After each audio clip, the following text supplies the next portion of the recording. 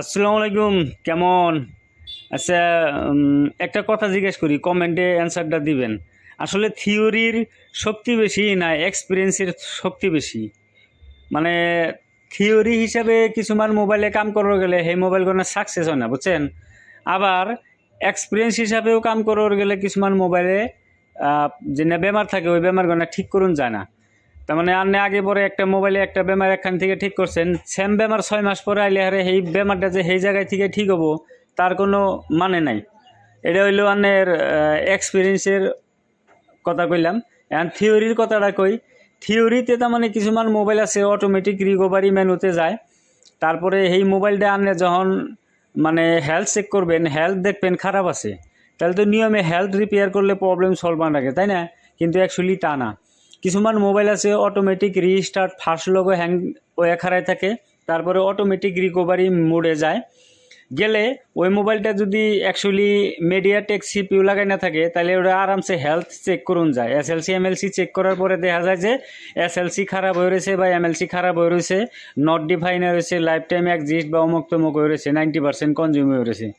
তো কাহিনী হয়েছে কি, বিশেষ করে এই ভিডিওটা খুব ইনফরমেটিভ হইব, ভালো এর মধ্যে অভিজ্ঞতা পাবেন। তো রিয়েলমি নার্জো সিরিজের কিছুমান মোবাইল আছে, নার্জো 10, নার্জো 20, নার্জো 30, নার্জো 50, তারপরে রিয়েলমি C12, C15। মূলত মিডিয়াটেক সিপিইউ থাকা রিয়েলমি মোবাইলের ফার্স্ট লোগো রিস্টার্ট, তারপরে অটোমেটিক রিকভারি মুড, এই টাইপের সমস্যা আইলে হারে যদি আপনারা খেয়াল করে দেখেন ওটার মানে ফ্লাশিং করবেন প্রবলেম সলভ হইব না, তারপরে হেলথ রিপেয়ার করবেন প্রোগ্রামিং করবেন তাও সলভ হইব না। তো আলটিমেটলি কী করা লাগে, ওই মোবাইলটার অ্যাকচুয়ালি সিপিইউ রিভল করে দিলে প্রবলেম সলভ হয়ে যায়, গানের হেলথের কথা খেয়ালই করুন রাখবো না। তো আজকে আমার কাছে একটা নার্জো 10, রিয়েলমি নার্জো 10 একটা মোবাইল আছে, যেটার মধ্যে প্রবলেম হইলো এটা রিস্টার্ট আবার থেকে থেকে অটোমেটিক রিকভারি মোডে যায়। তো থিওরি বাদ দিয়ে আজকে এক্সপিরিয়েন্সের উপরে এই মোবাইলটা ঠিক করে আনলে গোদে হামো। যদি ভিডিও ভালো লাগে আর ইনফরমেটিভ লাগে তাহলে প্লিজ ভিডিওটা শেয়ার করে দিয়েন আর কি, হ্যাঁ। তো মেলা পেশাল পারলাম মোবাইলটা অ্যাকচুয়ালি প্রবলেমটা আনলে গোদে আনবো কী প্রবলেম হয়েছে না হয়েছে।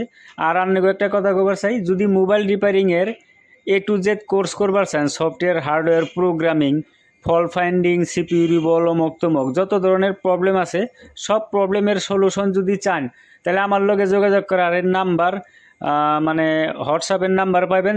হোয়াটসঅ্যাপে মেসেজ টেসেজ দিলে আমি রিপ্লাই সেপ্লাই করুম আর কি, যদি কাম শিকার ইচ্ছা আছে। আর অনলি প্রোগ্রামিং শিখারও ব্যবস্থা আছে, 3-4 দিনিয়া কোর্স আছে। F64-এর বিষয়ে যদি কে নলেজ লাগে তাহলে আমি নাম্বার দিয়ে দিতেছি, ওই নাম্বারে যোগাযোগ করেন। তো এই মোবাইলটার আমরা ডাইরেক্ট সিপিইউতে অ্যাটাক করুম, সিপিইউ ডে হেরে রিভল টিবল করে সাফা করে লাগিয়ে দিলে প্রবলেম সলভ হবো। তো কিছুমান মোবাইল মেকার আছেন যারা নাকি 1-1.5 বছর 6 মাস ধরে দোকান দিছেন, সিপিইউর কাম গনা তার এফআরপির কাম গনা অন্য জায়গায় থেকে করে নিয়ে আহেন, সিপিইউর কাম গনা করবার নিকে সাহস পাইন না। তাহলে ভাই আপডেট অন রাখবো, বুঝছেন? মাসের দিয়া কয়দিন কাম করবেন বা মাসের উপরে ভরসা কয়দিন করবেন? তো আহেন আমার বগুলে যেহেনি পারি আমি চেষ্টা করুম আর কি আনগো আপগ্রেড করবার নিকে।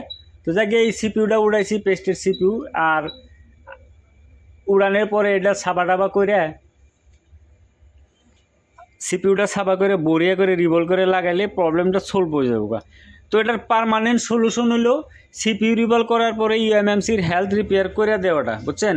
হেলথ রিপেয়ার করলে ওটার পার্মানেন্ট সলিউশন হলো। অ্যান্ড কন্ডিশন হয়েছে কিছুমান সময়ে তো আর কাস্টমারে অত পয়সা দিব না, কিন্তু আমি কাস্টমাররা কইছিলাম এটার মধ্যে দুইটা সমস্যা আছে, একটা হলো টেম্পোরারি সলিউশন করা যাবো আর একটা হলো পার্মানেন্ট সলিউশন করা যাবো।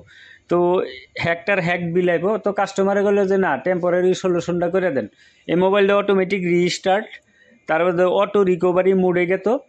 তো যাই হোক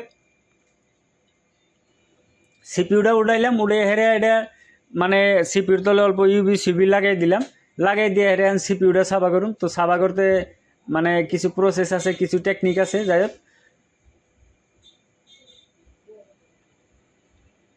আর মোবাইল রিপেয়ারিংয়ের বিষয়ে যারা দোকানদার বাইরে আছেন, মানে আশেপাশের মোবাইল মেকানিক গো দিয়ে কাম করে আনে গো পর্দায় পড়তেছে না, তো আমার লগে যোগাযোগ করে আরেন, কুরিয়ার করে মোবাইল আমার কাছে পাঠিয়ে দেয় আরেন, হ্যাঁ।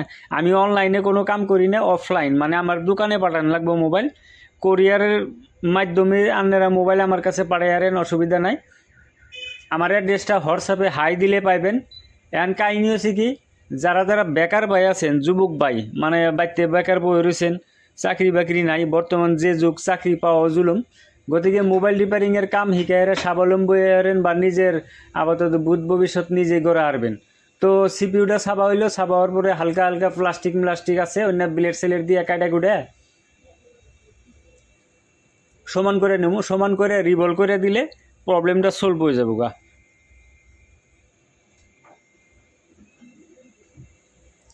তো সিপি প্রায় সমান হয়েছে, আর রিভলভটা করুন, রিভলভ করলে তারপরে লাগাই দেবো। ওয়ান্স আছে মোবাইলে যেটা অটোমেটিক রিকভারি প্রবলেমের আসিল মোবাইলটা, ও প্রবলেমটা 100% সলভ হয়ে যাবো আর কি।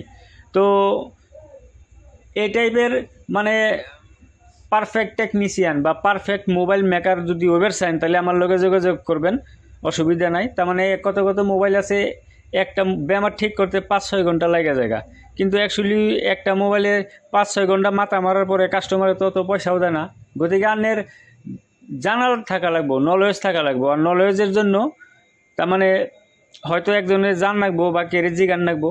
তো আমি কাহিনী হচ্ছে কি, এটা সিপিউটা রিভলভ করলাম, তারপরে ব্লেডটা 1-2 বার কাটে দিম, কাটে দিয়ে আবার একটু হিট দিয়ে আবার এগেইন কাটুন, কাটার পরে এটা পারফেক্ট হয়ে যাবো, তারপরে লাগাই দিম আর কি।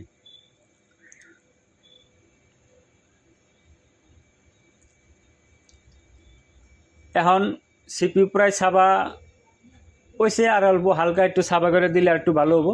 তো সাফা করার পরে এর মধ্যে একটু পেস্ট লাগামু, পেস্ট ফ্লাক্স পেস্ট অল্প লাগাই হিট দেবো, হিট দিয়ে হেরে লাগাই দেবো আর কি মাদারবোর্ডে। তো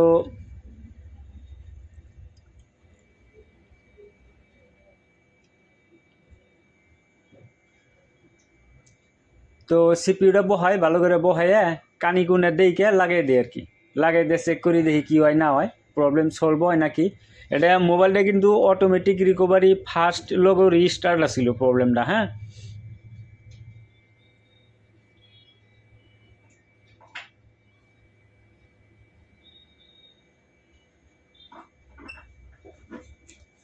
তো হিট দিলাম, হিট দেওয়ার পরে অল্প ঠান্ডা করুম। এখন মোবাইলটা ঠান্ডা করে মাদারবোর্ডটা লাগাই দেবো আর কি, প্রবলেম সলভ হইলো নাকি।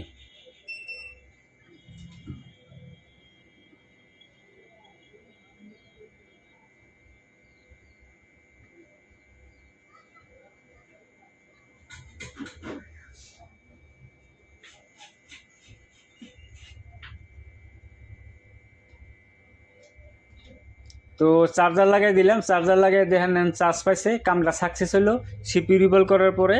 তো এখন কাহিনী হচ্ছে কি, মোবাইলটা অন করুম, অন করার পরে দেখতেছি প্রবলেমটা সলভ হলো নাকি।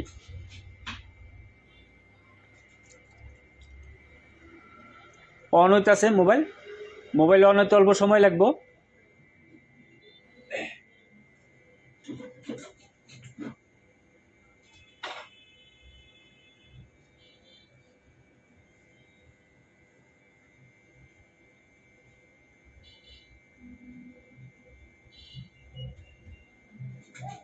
তো 100% সাকসেস হয়েছে।